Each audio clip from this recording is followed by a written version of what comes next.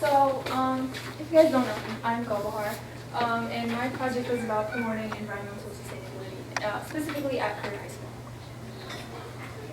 So my inspiration for this project, a lot of my inspiration came from previous knowledge about the subject. Please excuse the interruption, Tyrese Hines. Please report to room 305. Tyrese Hines to room 305. I remember at the beginning of our Capstone class, Mr. McTagg used the word passion. He said, pick a topic that you're passionate about. So I thought about it for a while and I was like, what interests me, what am I passionate about, what's something that I really want to learn more about. And then I thought the environment. The biggest inspiration for me was people like Greta Thunberg. She's a very young activist in this area. She talks a lot about the environment. She is very active in the environment. And I picked specifically career, just being a student here for about 3 to 4 years. I felt like our school didn't really do a good job about educating kids about the environment and ways they could help, ways they could be sustainable.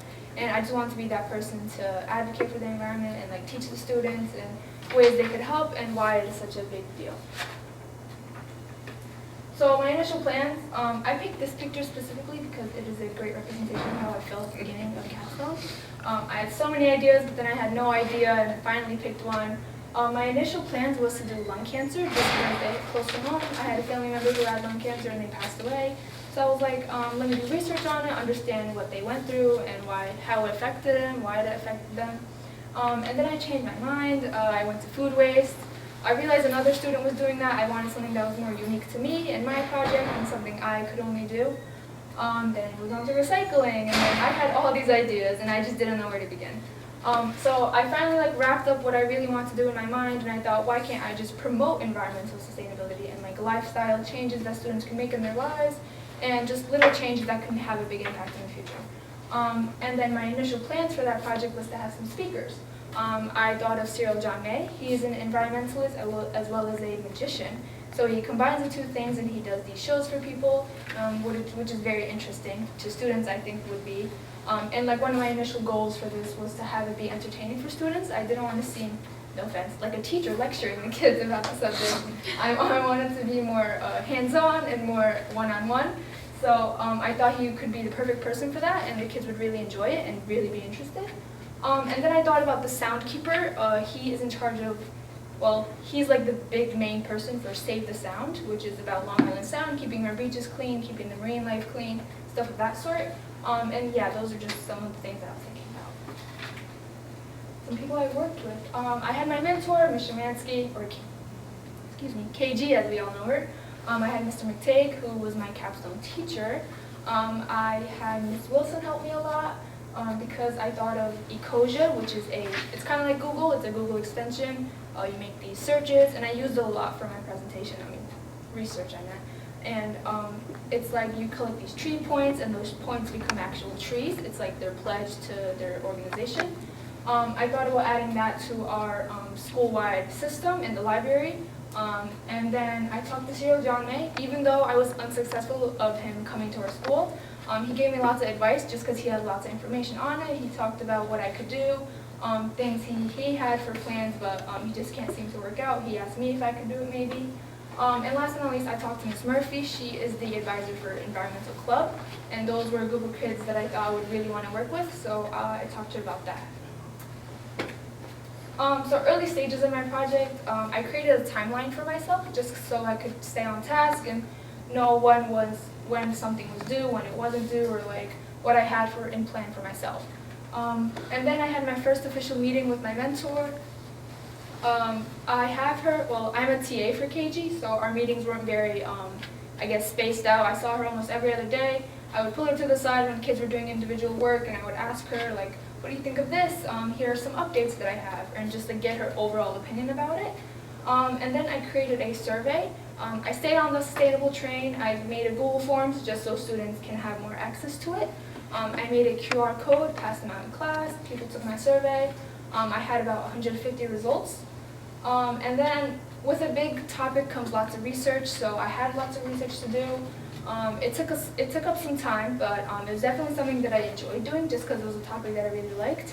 So lots of research came in with that. Next, I analyzed my survey results, which I did a month or two after I passed out the surveys. Just when I stopped getting so many responses, I started to analyze them and see what those responses meant.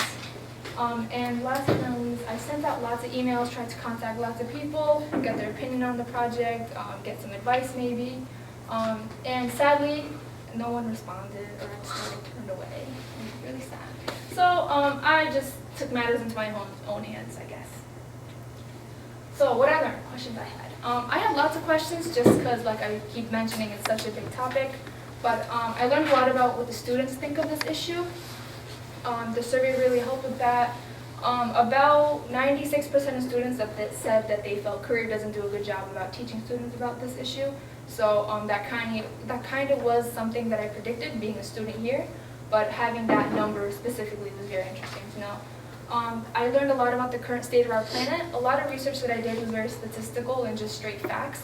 And I tried to share all those facts during my share out, but I just tried to get as much information as I could. But yeah, and so I learned a lot about who was mainly responsible for this crisis. And simple way to put it, us humans.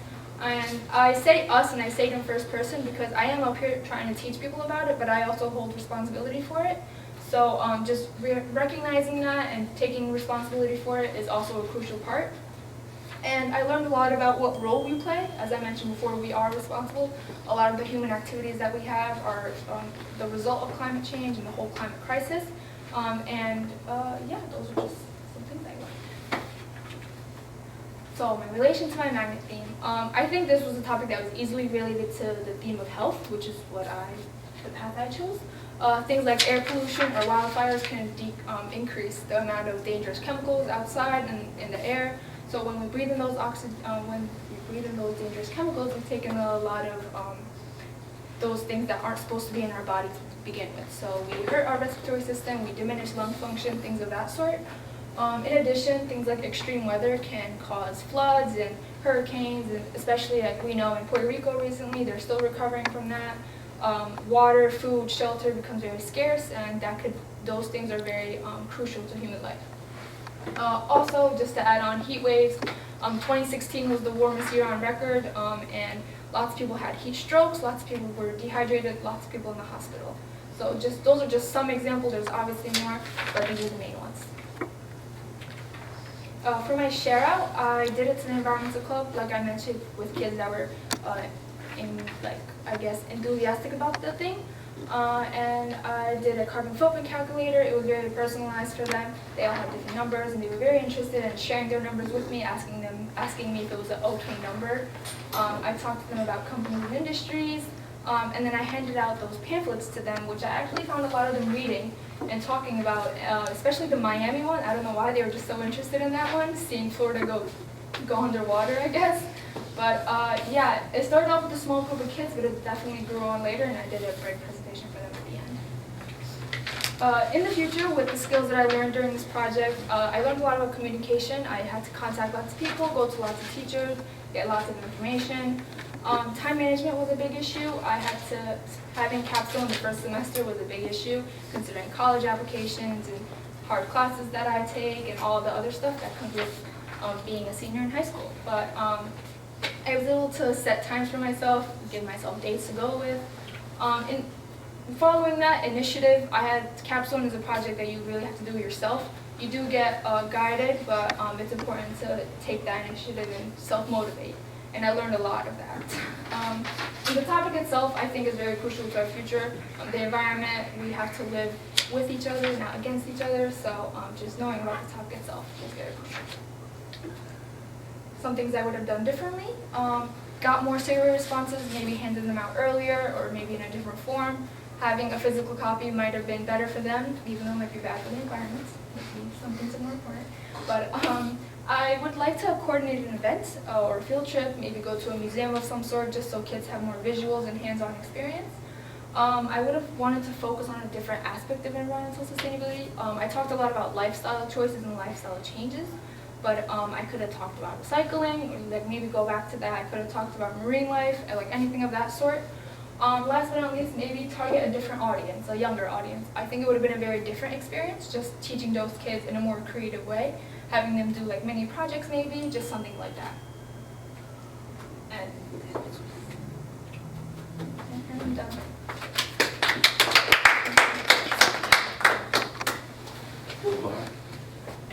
questions? First of all, excellent to pick the green font. Did you think of this graphic with the hand and the earth burning? It was a graphic that I had in mind, but I didn't make that myself. Okay. You said along the way that one of the things you would do is look at a different aspect of environmental sustainability. Can you give me any example of maybe another aspect? Like besides like marine life and recycling. Food waste I think was a really big topic. It is something that I thought about. I was just upset someone else had thought of it. I wanted to be more unique, I guess. But food waste, and especially at career, I think it's a big issue just because we have all that food out the cafeteria that's being thrown away and all those different things. But I like keeping a focus to career, I think I would have done food waste. And there wasn't a single spelling error, which is rare. Wow, yeah. It's rare to see. It's just rare to see that in a presentation, no spelling errors. So very nice. You have to know go well. Some warm and cool feedback. Warm feedback. Your presentation was excellent. You're very prepared, very enthusiastic. Clearly you are very into the topic, and your enthusiasm makes us enthusiastic. So now I'm gonna do a little carbon footprint for myself, and Yeah. I recycle everything, but you know, maybe I could be better. I don't really have any cool feedback. You did a great job. I said the same thing. And did you know that there's a garbage museum in Bridgeport? Yeah. Okay, that might be something you want to take further at some point. Maybe Okay. I would be into that, yes. Can I ask a question? Yes. So I guess I have two questions. I'm curious. Oh, I'm Liz Radday. I'm from Skills 21, who we do Expo Fest, and Yeah. so some of you may be bringing your projects to Expo. My first question is, what kind of questions were you asking on your survey? On my survey, Yeah. I talked a lot about, it was basically career-based. I asked students if they felt they had made any changes in their lives in regards to, like, in favor of environmental sustainability, and a lot of students said no. But following that question, I asked them if they were willing to make changes, and a lot of them said yes. So it was about like, they were ready to take on that step forward, they just needed the extra push to people who had been given information, or just like what they could do, ways they could help. Those are just some things I asked. I asked about what they mostly throw out at school. Food waste was, I believe, the #1 thing that they threw out. Paper, plastic bottles, cans, styrofoam, things like that. I asked them if they buy lunch from home or school, if they don't eat lunch, like things like that. It was a lot of career-based, I guess. Great.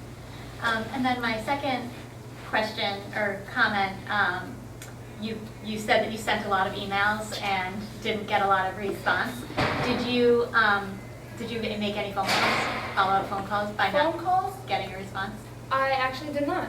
I didn't think of that, but that is something I will definitely think about in the future if I ever do a project like this again, which I'm pretty sure I will. Yeah, But we'll definitely do more phone projects calls, like this yes. as you move forward. And as somebody out in the world, adults rarely answer cold emails from That's good to somebody. know. But they are super impressed when a high school student picks up the phone and makes a phone call. And they are very likely to respond if you go that further step, because they know that you are stepping outside of your comfort zone. We know that it's easy to email. It is not easy to make a phone call. So I would just recommend in the future, picking up that phone, doing a practice call with either a teacher or a friend, because all of us get nervous making phone calls. I would much rather text and send an email than actually have to talk to someone. But I would definitely recommend, doing a practice round with a friend and then picking up that phone. It's very impressive. Thank you for that. I'll be quick. Great job. When you met with the class, the environmental class of career, are they going to do anything further? They're running to club. Environmental club, I'm sorry. Yes. Well, in general, they do a lot of things. Like, I think recently they had a school-wide cleanup. They planted a lot of things. But with them specifically, I think I will continue doing something. I know I was thinking about doing like a recycling project with them. Maybe having like a contest where students bringing like recycled items and have like students compete and like win something at the end, just so people have an initiative and they want to do something. We could put about something with the bulletin board in our school, just anything at this point. I know the kids there are very enthusiastic and they're very fun to work with, so I think I could definitely work with them in the future. Great job. So my project was on teen dating violence. My topic, so teen dating violence is a major issue. I want to do this project to engage and aware students of the effects of an unhealthy relationship. Students need to know exactly what a healthy relationship is, and that's my goal. Learning goals. Are high school students engaged in healthy relationships? Does domestic violence start at an early age, and what negative experiences can I prevent? Initial learning, types of domestic violence and warning signs or red flags. 4 main types of violence. There's many other types of violences, but I feel like these 4 were most reasonable for people my age. So we have physical, which is non-accidental act causing injury. Sexual, which is molestation, meaning sexual assault or unwanted sexual activity. Psychological, which is malicious manipulation through non-physical acts, sort of like an influence that aims to change your behavior, perception, or your realization. And then we have stalking, which is this continuing harassment. Consequences. Along with unhealthy relationships comes consequences. There's so many physical and mental health consequences due to this. And we have stress, unhealthy behavior, such as smoking, obesity, excessive drinking, and then we have insufficient sleep, which can ultimately lead up to an unhealthy lifestyle. We have antisocial behavior, drugs, and suicide. Consequences play a huge role in our lives. It can cause short-term and long-term negative effects to the teen. We tend to start doing poorly in school, their suicide attempts, and even physical fighting. Some teens might even bring these patterns into future relationships, which might make it hard for them to find real genuine love and acceptance. The longer the unhealthy relationship continues, the more damaging it is to engage in a healthy one. Some red flags and teen dating warning signs are false accusations, extreme insecurity, possessiveness, controlling, pressuring you to do something you might not want to do. We have constant belittling, making your partner feel bad about themselves. Checking cell phones, which just shows that you don't have that fundamental trust with your partner. So what are you really doing? And displaying anger in a way that scares you. My project, I created a survey to collect information about students' relationships, and I used the warning signs that I just named to help me create my surveys. Students who are or who have been in a relationship were eligible to take it. The survey was anonymous. All you had to do was state your gender and age, and students had to either check yes or no. Do you guys want to see the surveys? I wrote them. Oh, this is it right here, right? Yeah, but I have the paper ones too, if you guys want to. No? Well, Okay. maybe at the end. Okay. If you want. All right. So these are the questions. Gender and age. Oh. Okay. The first question was, does your partner check your phone with or without permission? 146 students voted no, while 34 students voted yes.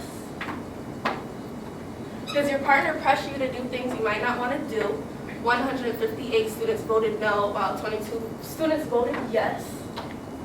Does your partner want to be with you all the time, or do they always want to know where you are? 80 students voted no, and 100 students voted yes.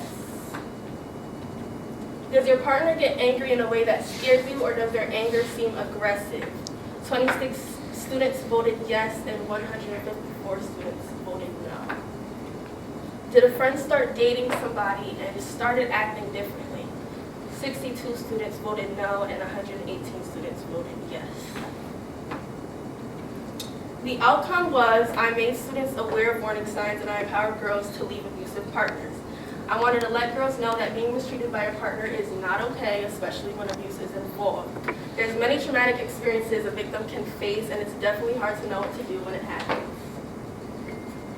We need to prevent this. There are social emotional learning programs for the youth, and we also have healthy relationship programs for couples. We can take steps to prevent this, like creating protective environments and teaching safety and healthy relationship skills, improve school climate and safety, and improve workplace climate. We can also modify the physical and social environments of neighborhoods. Reflection.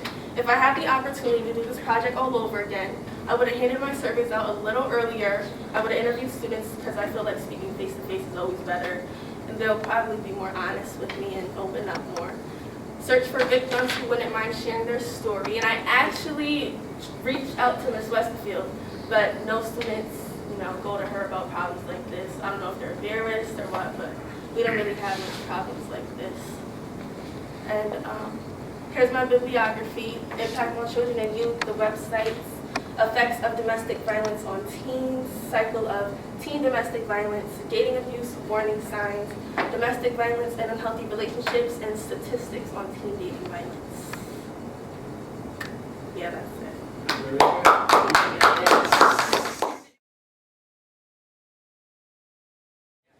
Okay, so hi, my name is Elizabeth Guzman. My presentation is called 1 Year, which equals 365 opportunities.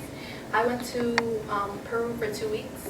1 week I spent it helping an orphanage and volunteering, and then the other week I worked with a women's organization. The reason I named it 1 Year, 365 opportunities is because I believe that in 1 year we should spend some type of time like helping out, and I decided to spend it this year in Peru. So my initial plan for this was helping out the community. I have a background story which I will get into it in the next slide.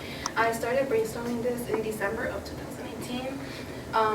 I started it because of my mom, and she told me I should start early just because the approval is very long, and I got approved to go to the orphanage and the women's organization October this year. So why I decided to this, my project on helping the community in Peru because of my mom.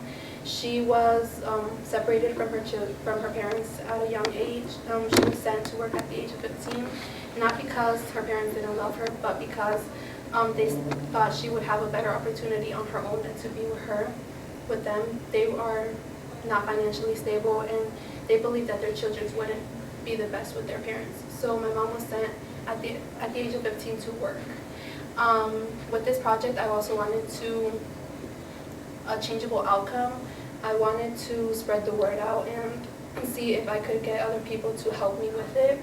I wanted to also inspire others, but before inspiring others, I wanted to educate myself on the topic. So this is a little bit of information about families in Peru.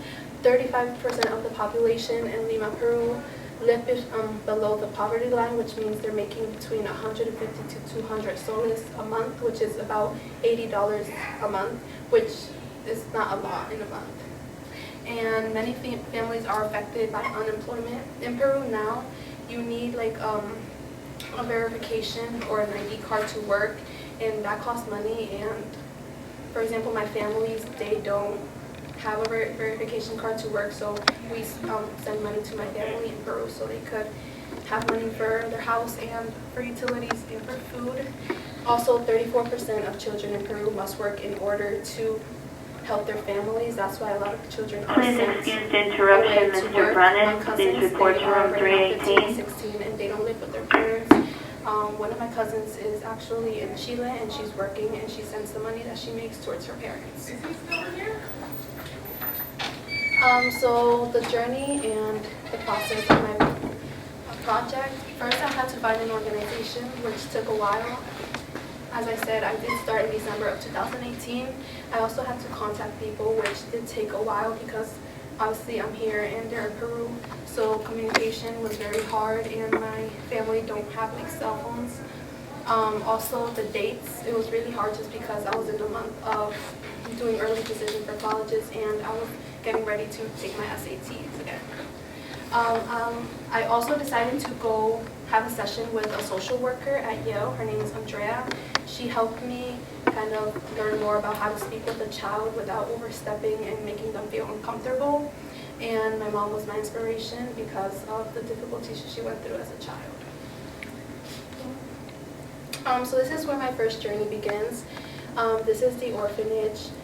Right here you will see children's. The orphanage is 2 floors. The first floor is where they live, so they all have and share a room. And then the second floor is where they kind of have classes. Go to the next slide. So this is the orphanage, and it's called IEP Mis Niños Jesus. It's run by Martha Zana Pineda. She opened it in 1976. She actually also opened it kind of the same background as my mom. She was separated from her family at a very young age, where she was sent to work actually at 11 years old, which is really young. She found a lot of people in her life that helped her. Her godmother actually was like her boss. She was cleaning a house, and the boss actually really started liking her, fell in love with her, and became her godmother. So that's where she got a lot of help and education, all paid, and that's how she opened this, which is the orphanage called Casa de Luz. And she basically explained to me her story and how she got here and how she opened it. And there's 71 children in this orphanage, and they were all found in the street in different types of conditions. So what I learned that every child has a story. These are some of the children that I met and interviewed with. I was a little scared to speak with them just because I learned a lot from the social worker and how to like communicate with them, but I just felt scared asking them, so I mainly just introduced myself to them. But they got really excited when I showed up and just opened up to me and told me their stories and how just being in the orphanage gave them a different view of the world and that they do have a chance to become better in the future. I spoke with a lot of like the teachers and I guess you could say the staff, and they told me a lot about how each child was found and just explained to me in general about the conditions. And I also realized that everybody is different and everybody does go through a different situation in life, but I personally interruption, Edwin Ocasio, please report to room I personally believe 316. that we should all help in any way, shape, or form. So these are some pictures now. The robotics team donated these t-shirts for each child. Here is Martha, she's the director, and some teachers. Next one. Also, this is one of the classrooms. I raised enough money to donate each child a backpack with school supplies as well as a pair of shoes. And then this is the first floor where they live. A lot of kids aren't old enough to get into classes yet and start learning, so they have like almost like a gym session and they just play around, and they're also getting ready for a parade that they do monthly. So this is my second journey. This is the second week of my trip to Peru. I spent it at Virgen del Carmen. Virgen del Carmen is a organization run by women, so they don't get help from the state or the country or anything like that. Right here is Lupe and Maria. They are the ones who started the organization. Basically, it's where they like help out women who have gone through domestic violence, were left by their husbands, lost their children, and they all have a story. Each week they share out, like a woman comes and speaks with them. So during this trip, I got to learn about this lady named Martha, and she spoke to me about, explained to everybody about her past and how she went through domestic violence with her husband and she was left in the streets. So what I learned, I didn't know what was the meaning of the food. I found out that they cook every week. They raise money to cook every week, and they go around Lima and around the town, and they just give poor people or people that are going in poverty food. You will literally find people all over the street just there with no money and stuff. So I basically learned a lot about just this. And then these are just some pictures. I raised enough money to also donate food. I donated rice, beans, oils, also cleaning supplies, and pots and pans. And right here is Maria, Lupe, and Martha. And yeah.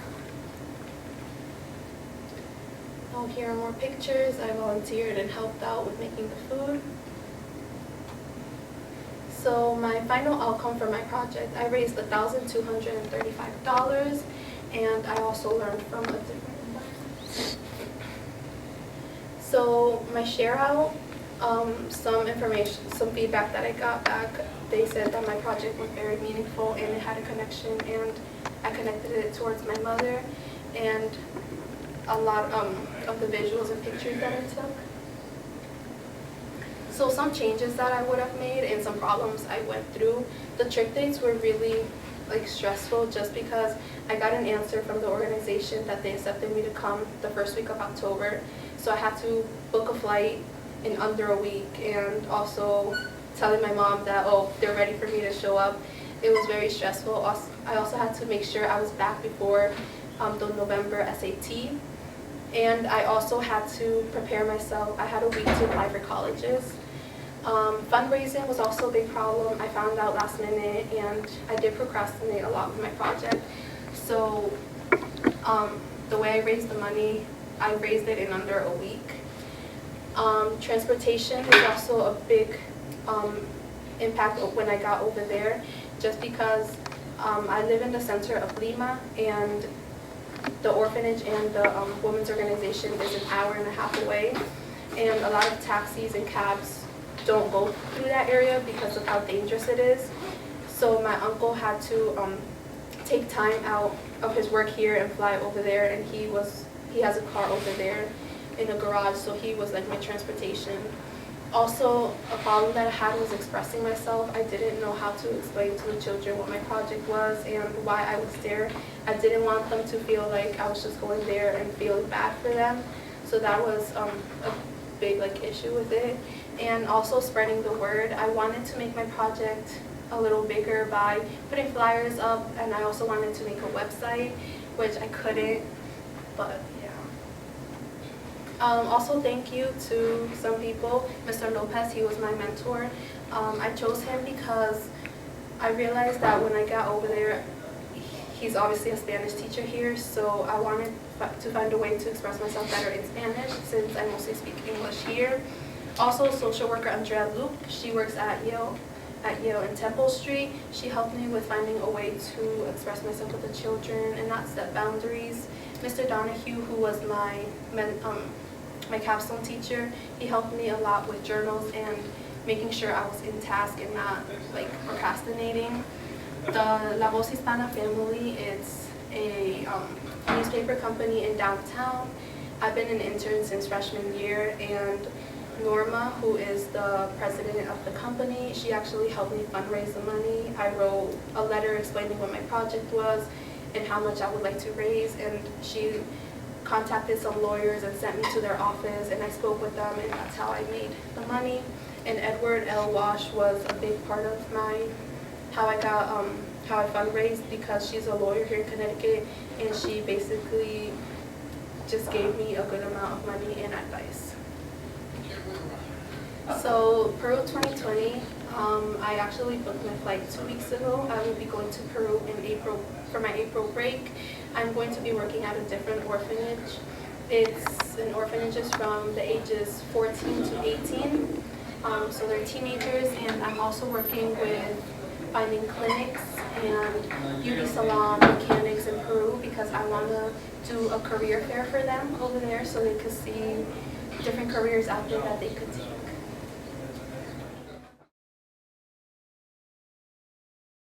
So I'm Krishna.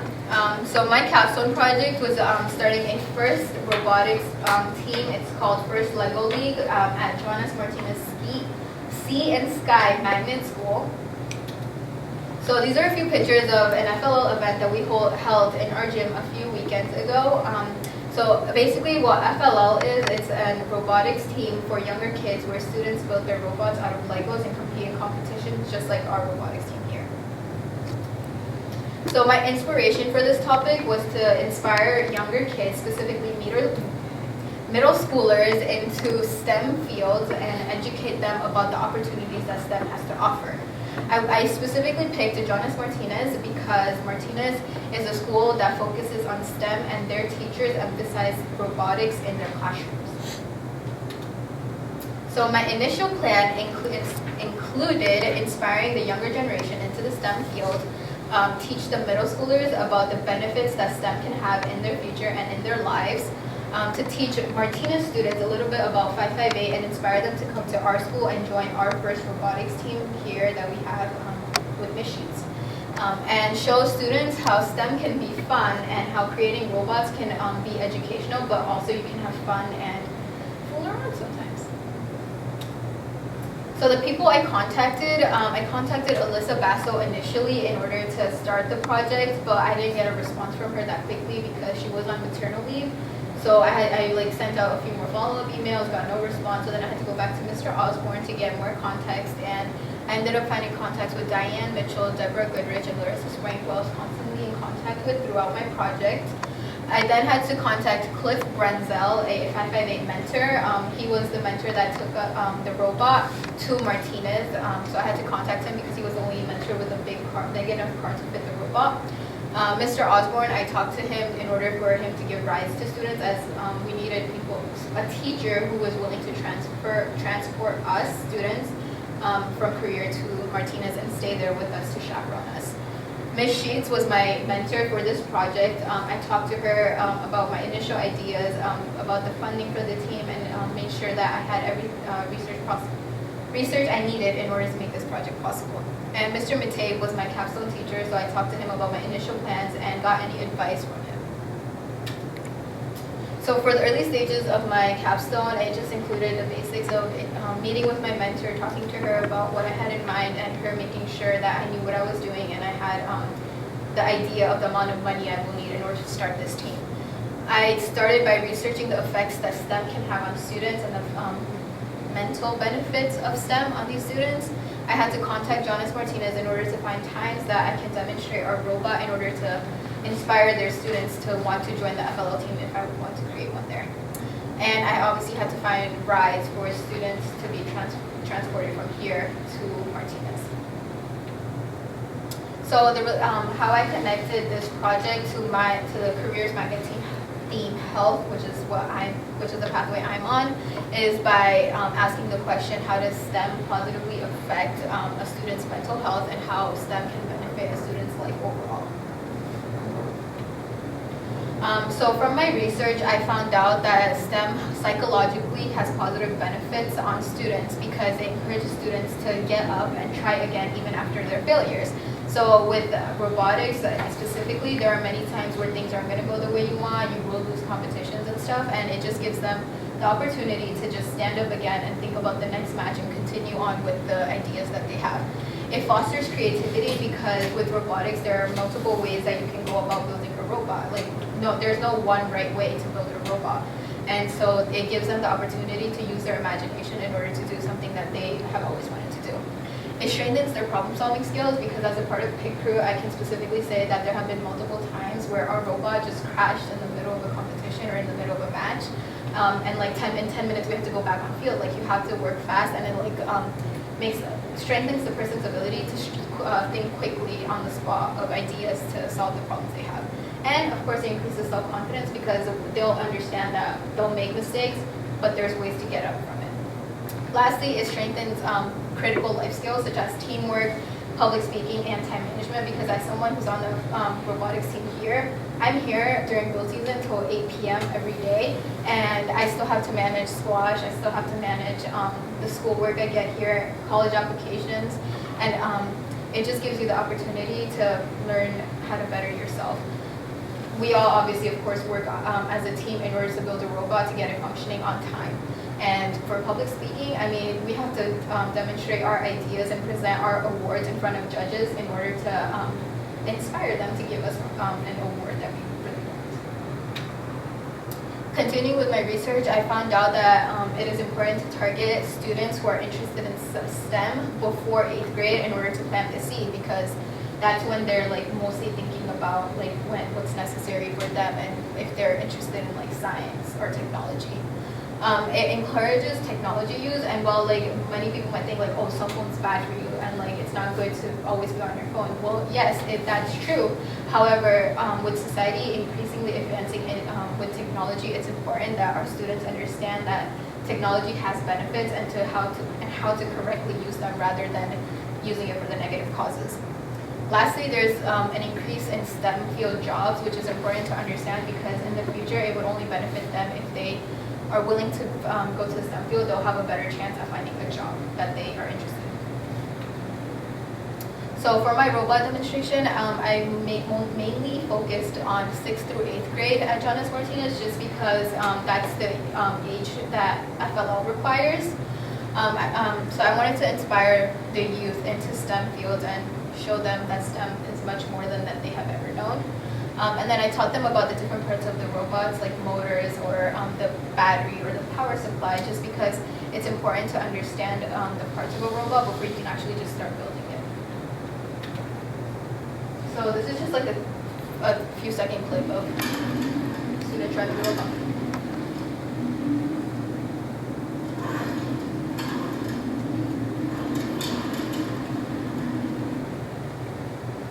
Yeah, it was a quick clip of just the students driving the robot.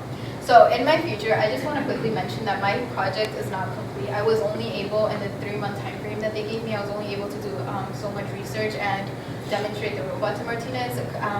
Now, continuing on, I would like to establish a sustainable FLL team at Martinez that will be fully functioning, just like any other team a part of FIRST, like our team, but it would be for younger kids. I have to find the funding for it because it is expensive to register the team, to get their cards, to find them merch. And then I would obviously have to find teachers who are willing to mentor the team, which I have found many that are like, because they're a STEM-related school, they want their students to be inspired into STEM, so they are willing to help. I have to find a space in their school where the team can meet. They have not decided on a place where they would like to meet, and so I have to continue to work with that. And then overall, I have to have our team help them volunteer, just because their team isn't fully sustainable yet. So mentors from our students from our team would go to their school to mentor them and help them build their robot. So if I have done this project again, what I would have done differently is find a better time management. I mean, obviously it's not possible to create a fully sustainable FLL team in a minor 3 months, but maybe if I have found like a time to demonstrate the robot anytime earlier, I might have started on the funding a little quicker. But just not being able to find a time that worked for both Mr. Osborne and for their school pushed everything a little bit farther back. Second, I would create a longer time slot. So we had 30 minutes for each grade, and sometimes it wasn't enough just because not every student who would have liked to ride the robot didn't get the chance to. I would have showed FLL videos just because we were so focused on demonstrating our robot that I don't think we were able to clearly get across the idea of what FLL is to these students. And originally, our robot demonstration was supposed to be in the gym, which doesn't have a projector. But when we got there, they told us it was supposed to be in the library. And so I didn't have a presentation, which, I mean, we were planning on talking anyway, so we had our talking presentation, but there were no visuals. So yeah, I would have created a presentation. Some obstacles I faced. Firstly, getting a response from Alyssa Basso, but eventually when I found the right people, it worked out fine. Finding a date that was like gonna work in the time frame that I had before a Capstone presentation. Finding rides, because Mr. Osborne was the only teacher who had that time period, but it would only work for him on B days. And every slot that Martinez had given me were all A days except for November 19th, which was picture day. So I couldn't take that away from seniors, but we ended up compromising and it all worked out in the end. Finding a proper location for the demo. As I said, they wanted it in the gym, but we ended up having it in the library, which was a little miscommunication. And overall, like, the teachers were not responding to me that quickly. Like, every time I sent an email, I wouldn't get a response, so I would have to send a follow-up email. And then I would get a response, I send a response, and like, I just had to keep sending follow-up emails, so I wasn't getting a response to them. And that's my bibliography for my research.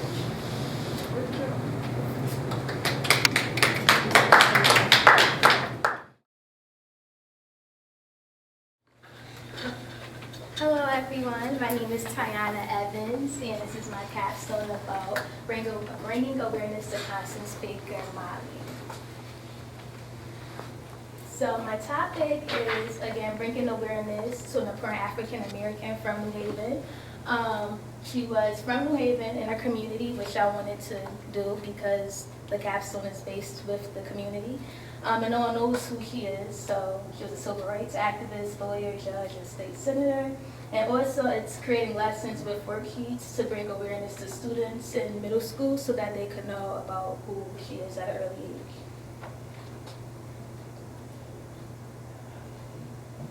So my initial plans was getting the banner placed downtown from the Chapel West Special Services about her, but they already had one on the brick building.